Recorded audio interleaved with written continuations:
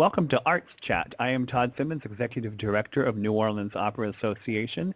Today I'm going to be speaking with John McMaster, who will be singing the role of Herod in the upcoming March production of Richard Strauss's Salome with New Orleans Opera. Welcome, John, and thank you for taking the time to talk to me this morning. Good morning, Todd. It's my great pleasure, and I'm so looking forward to being in New Orleans for the first time. This will be your first time here, then? It's my first time there, and I'm there over Mardi Gras. So, hey. Does it get any better? I don't think so, personally. Now, rehearsals, like you said, are going to be starting soon. Where are you right now? I'm in Toronto at the moment. My wife is an American from San Angelo, Texas, and we have a home there.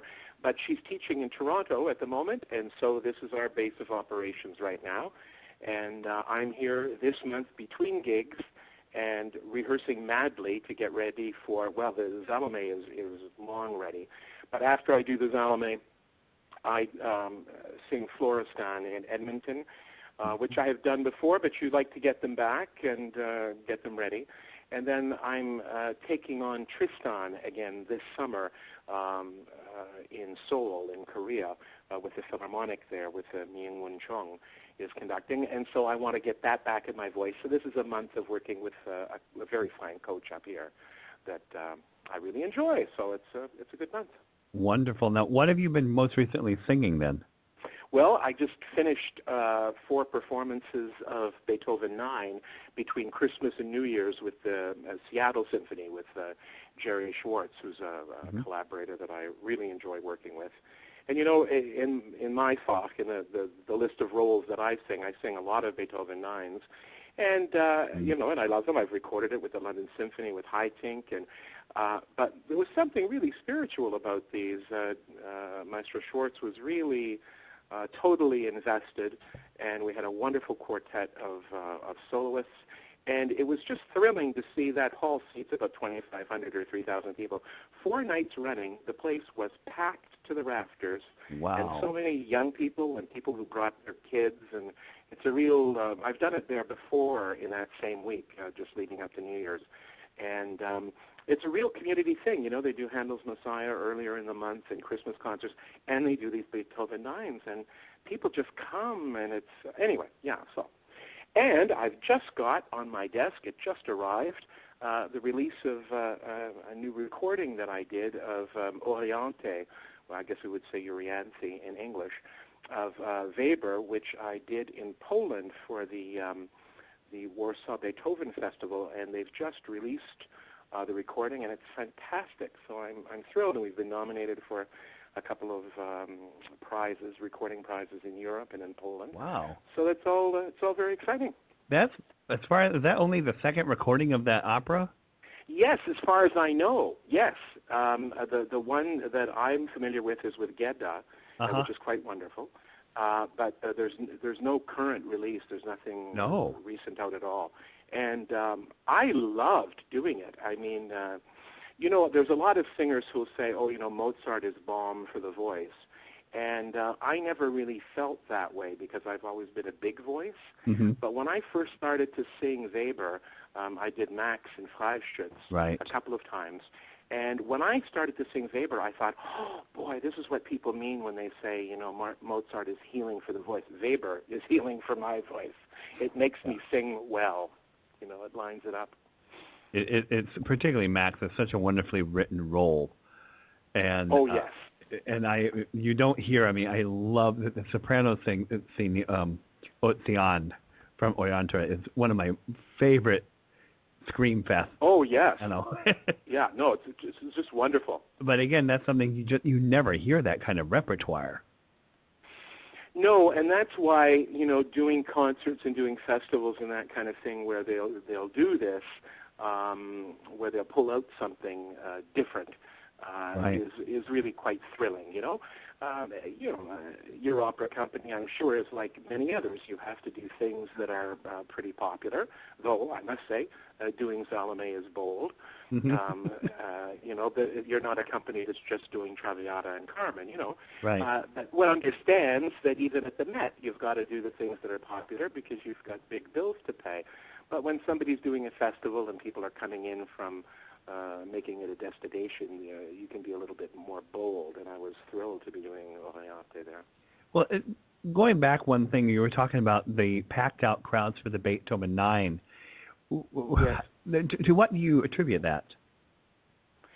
I think because they've done this for, I don't know, more than 20 years, I believe, it's become a community event, much as in the same way, it wouldn't be Christmas for me if I didn't go and listen to a Messiah somewhere, Exactly. whether I'm singing one or not. It becomes part of what you do, like Thanksgiving, you cook a turkey, Right. So in that town, one of the things that you do in the month of December, if you like classical music, is you go and hear these bang-up performances. And I think having a habit like that, a habit of going to the symphony, a habit of going to the opera, a habit of going to the art gallery or whatever, I think that's really important in terms of keeping our audience and growing our audience. That if you take your kids to something like that, Yes. and they get used to it, well, then it's more normal that when they're looking for a date night or something 15 years later, they might think, oh, well, we could go to this, we could go to that. So that's one of the ways that we build our audiences, I think. That's a great tradition. I think companies today are looking for every way they can to really connect to the audience, and building traditions like that is a wonderful way to do so. Absolutely. And, you take a piece like Beethoven 9, everybody knows the big tune. Many people would have sung it as a hymn, or as a Deutschland, Deutschland über alles. So, the familiarity is a good thing for the greater audience, Mm-hmm. The sophisticated audience that has a subscription may well want to go and hear something new or something different. But when we're drawing people in and saying, you don't need to be scared of what we do. What Mm-hmm. we do is, it's kind of like wine or restaurants. We've grown such a cult around those things that it's actually intimidating for somebody to have a glass of wine and say, oh, I like it, or I didn't like it. And that's enough. Right. You don't have to be able to quote a chapter and verse and the grape type and the pH, and, you like it or you don't like it. But if you never go to a concert, never go to an opera, how would you know? Exactly. And so the familiarity of having somebody come and listen to Beethoven 9 and recognize some of the things so that they feel familiar and they feel connected, I think is a wonderful, wonderful thing in terms of Mm-hmm. the whole mission statement, let's say, of an organization. Exactly. Well, speaking of that, getting people involved with those arts when they're young, how do you personally get involved or interested in being a musician? Oh, this is a great story, and this is why both in the United States and Canada we need to fight so hard to keep music education in our schools. I grew up in Moncton, New Brunswick, which is in the east coast of Canada, and that province is bilingual. And so I was from an English-speaking family, but I went to a French school because my parents recognized that it would be a great advantage for me to be fluently bilingual. And one of the things that they did, and this is in the late 50s, early 60s, well, no, within the 60s, one of the things that they did to encourage French culture is that they had a little radio show where a choir sang folk songs, Acadian folk songs, or what you call Cajun down there, Yeah. Acadian folk songs, and we sang along with the radio. We had the music printed, and this was something that was done from 3 till 3:30, I think, on Wednesday afternoons across the whole province. And so I still sing some of those folk songs, and it's a lot of years later, So what you do in school, what you're introduced to, especially if it's things of quality, I think stick with you your whole life. Right. And so music education is just critical, and I do everything I can to support that. I'm happy to go to schools and talk to kids about what it means to be an opera singer or sing a little bit for them. I think it's thrilling when people are in a relatively small room, be it a classroom or an assembly hall, or even in a school auditorium that sees 500 or 600 people, to hear a big tenor in full flight. Boy, the kids will say to me, "Wow, sir, that's so loud." Right. I say, "Do you see any microphones?" No, you don't have a microphone. No, and so that kind of thing where people get an opportunity as young people to come to a symphony, to come to the opera. So many companies have student matinees or Exactly. a dress rehearsal is open for students, and I really, really support that. That's how we're going to have an audience in the future. Mm-hmm. And so that's how I started. And then in high school and in college, I sang rock and roll. I was in a rock band. I was a church musician doing contemporary church music. Right. I did my BA without really much of a sense of what I wanted to do. And I sang in a musical. A church was doing a big fundraiser, and I was cast in Carousel. And the conductor said to me, you've got quite a voice. And so I didn't think too much about it. And then I had a rock choir, a Christian rock choir, that was touring, and one of the young women in the choir started taking voice lessons at the junior college she was going to. And I heard the change in the texture in the choir right away. I said, Kathy, what are you doing? She said, I started taking lessons with so-and-so. So I called her voice teacher and said, I'd like to, get some voice lessons. And she said, well, tell me who you are. And I explained, she said, I know, you're that rock guy. She said, well, I don't know anything about rock music. I can't help you. And I said, no, I know plenty about rock music. And I said, but I want what you've given Kathy. Like, she's singing with more power and higher and lower, and there's more resonance. And I said, I want that. She said, oh, well, then, she said, the only way that, I can teach you is if you learn some classical repertoire, because that's how I can judge if you're improving or not. So I didn't even read music at the time.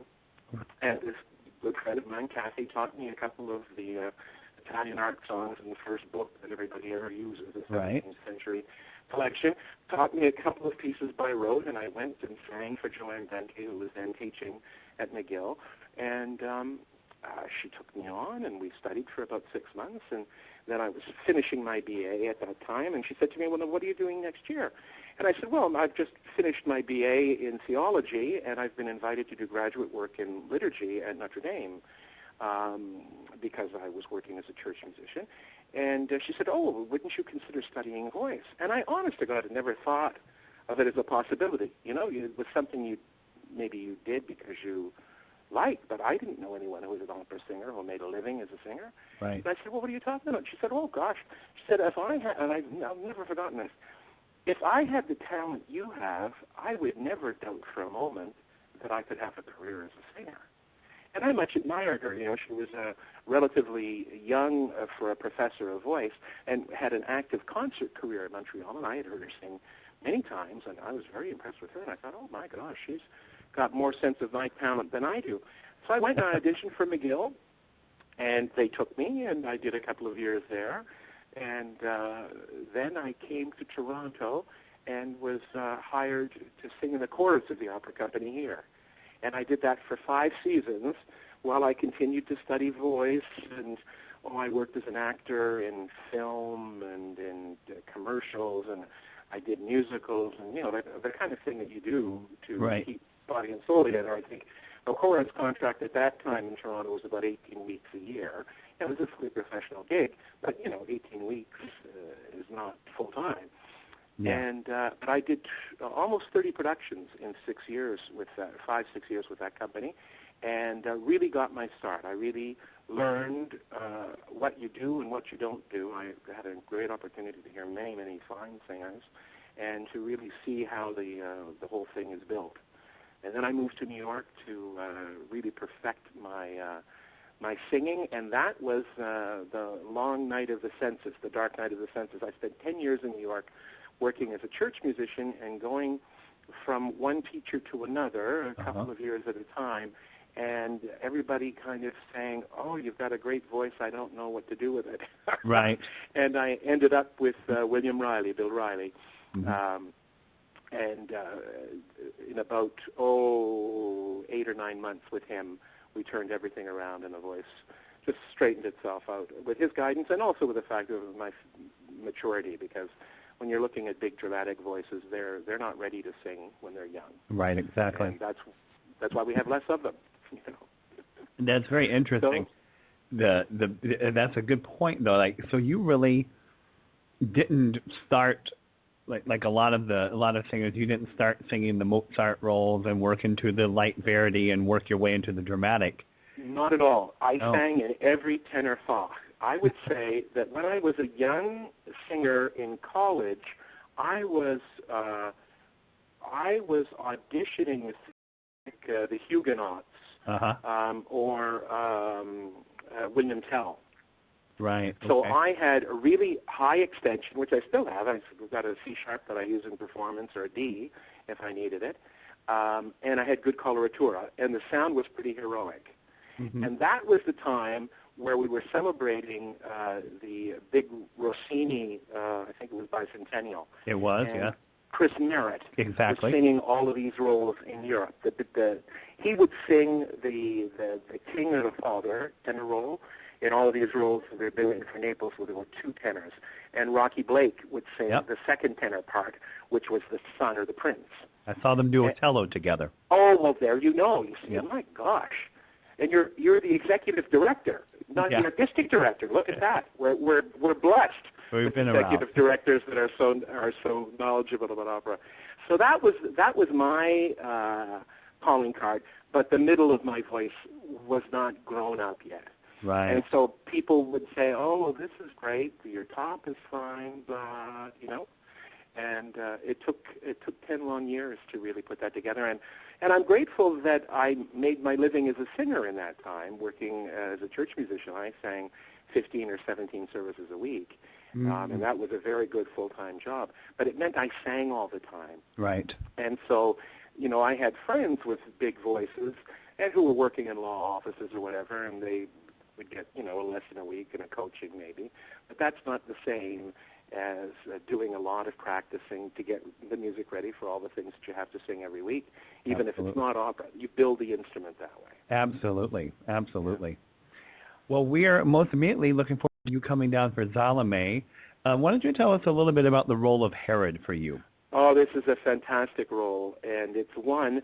I first encountered Salome probably about 1983. I was a chorister with the Canadian Opera Company here, and they gave me the role of one of the Jews. There's famously 5 Jews, and I sang number 3. Okay. And about 10 years later, is that right? No, it's longer than that. Laffy Mansouri was running the company at that time, but about, I want to say, 1997, I'd gone through my long night of the census and finally figured out how to sing. And Laffy heard me in an audition and hired me to come to San Francisco Opera, where he was running the company. Mm-hmm. And he gave me that third Jew again, but he asked me to cover Herod. Right. Because as you well know, Herods don't grow on trees, and if you get into trouble, you're in big trouble, because it's not like finding an Alfredo in Traviata. Exactly. It's a specialty role.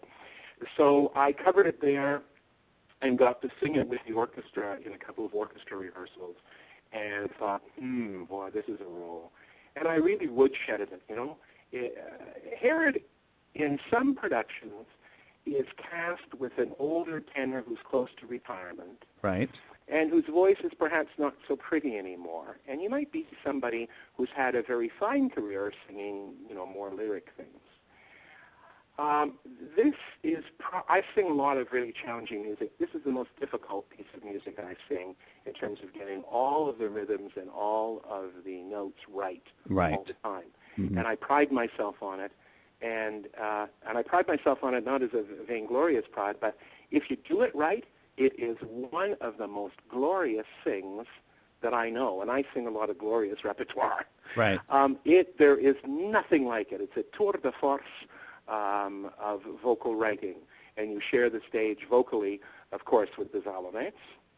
And it is such a great, great role. I don't know if your listeners would know that this is, of course, based on the play of Oscar Wilde. Right. And the show runs about 90 minutes or 100 minutes. It's bang, bang, bang. It's like a drama on television. This is no Tristan that rolls out over 5 hours. No. The thing is lickety-split, and the language, because it was translated from English into French, to be played in Paris, where it had its premiere, because it had been banned in England. I'm talking about the play now. Right. And this is where Strauss became familiar with it. The text translated into German is as lean and clean and mean as any text I've ever seen in German. Mm-hmm. And it's simply a joy to put over. And psychologically, I think the whole family is a study in being messed up. Right. Herod can be played as, a pederast who is attracted to his 15 or 16-year-old stepdaughter. Right. I think that's so obvious. No, I'm not going to prejudge our production there and what our director is going to come up with, and I come to each one of these productions looking for, lots of new ideas.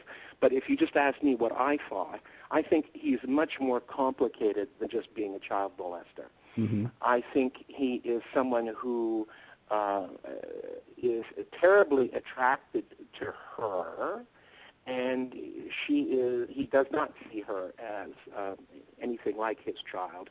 He sees her as a young, attractive piece of fruit, and he's a man who has never denied himself anything, mm-hmm. Nor is he denied anything. And so he goes after it.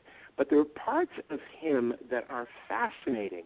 This mystical side of him who is somewhat scared of John the Baptist, scared of the power or concerned or aware of the power mm-hmm. Of John the Baptist and of this God, this Jesus person who can raise people from the dead. He says, oh my, that would be terrible if somebody could do that. Of course, he's thinking of the people that he's had a hand in killing. Exactly. So psychologically, it's just a wonderful role.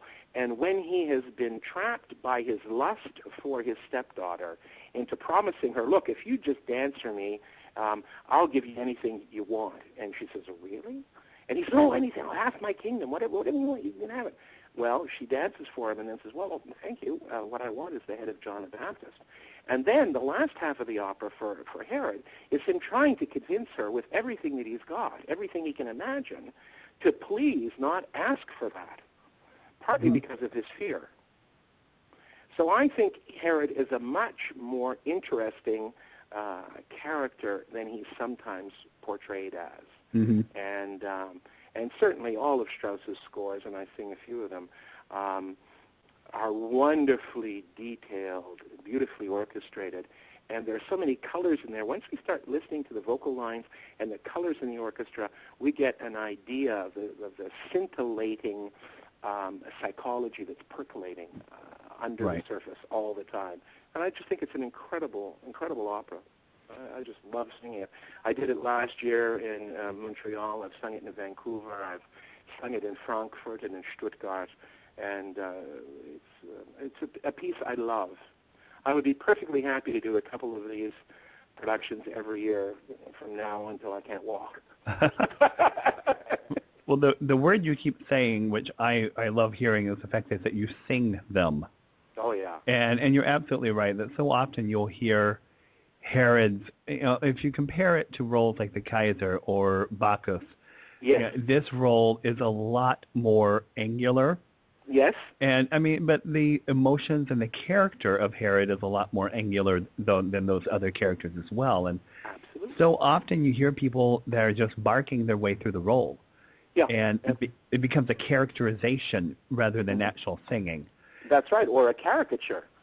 Absolutely. And you're totally right, and that is simply wrong. You see, to take somebody of the sophistication of Richard Strauss, it's like a lot of new music.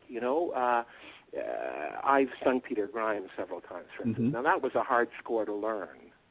But once you've learned it, there's an inevitability about the choices the composer has made. Right. And for me, that's the sign of real art, real genius. And it's the same thing with Strauss and with Herod. When you start to learn it, you're thinking to yourself, my God, why has he made this so complicated? Be it the pitches or the rhythms, why is this so... Well, if you learn it and sing it right, it reveals itself to you. But it almost could not be any other way. I completely... These interjections you call angular, that's a great word for it. They make Herod quicksilver, and in his, what I call Herod's jewel song, where he's offering all of the different jewels to Salome, saying, look, I'll give you this. Like, your mother doesn't even know about this. I'll give you this or that. He's grasping at straws. and the music is angular and all over the place, just as his mind is saying, what would she take? What might I convince her to give up this fantasy of having the head of John the Baptist? So it's all of a piece, and our great works of art really are all of a piece. You know, there's nothing extraneous to them, and for me, this is right up there. And I actually don't have a lot of patience with people who condescend to these great works of art that we have. You know, you'll sometimes run into people who will say, you know, oh, well, I don't think much of this or that, or well, this certainly isn't Verity, or this is, you know, whatever it is, eh? And I think, okay, that's great. Don't take the job, okay? Yeah. Wait and just do the things that you think are art. But if you have taken the job, our job, our position, is to find the wonder, the beauty, the mystery, the art in the piece that's in front of us, and to communicate that. You know, I am not a creative artist in the sense that I don't write an opera, but I am a recreating artist. The piece doesn't come off the page without my assistants and all of my colleagues, the director and the conductor and everybody else singing, right? So my job, my mission, my vocation, if you want to use that word, is to make these pieces come alive so that an audience can really say, aha, that's what's there. And to do anything less than my best is just not really acceptable. Well, that's fantastic. I think that the audience here have a tremendous performance on the wait for them. Well, I certainly hope so. This is did you know the last time that Salome was done in New Orleans, or perhaps it's I think I believe it was in 2000 or 2001. Oh, that's not too bad. And so, you know, they have, particularly in the last decade since Robert Lyle has been here, we've done quite a few new productions and more cutting-edge repertoire to kind of bring that up. Well, let me ask you one more question. You mentioned that this is your first time here, and you're going to be here during Mardi Gras. What are you looking forward to? My passions when I'm not on stage, I love to cook and I love to eat. I'm a big man, and I love wine. And so for me to be down there during one of your party times like Mardi Gras and a chance to eat, wonderful Cajun food while I'm there, I'm thrilled with the idea. Just thrilled with the idea. And I'm particularly fond of some novels that are set in New Orleans. And so I have an idea, a fantasy of what the city is like, and I'm really looking forward to being able to walk around. That's the other thing I do in my free time is I'm not so much into a guidebook for a city because we're there for a month when we do a show. And so just the idea of being able to wander around and get a sense of what the city is and what it has to offer. I'm totally looking forward to it. Well, I think that this is the perfect time to be here. Absolutely. If you've never been here, you will get a whole lot of New Orleans really quick. When your company called with the offer and said, and oh, by the way, you're here over Mardi Gras, I said, oh, that sounds good. And, well, for those 3 days, we won't be able to rehearse because no one can get from one part of town to the other. Exactly. I thought, oh, my God, I've gone to heaven. Yeah, it is true. There will be parts you won't be able to move. Yeah, well, that's all right. I'm totally looking forward to it.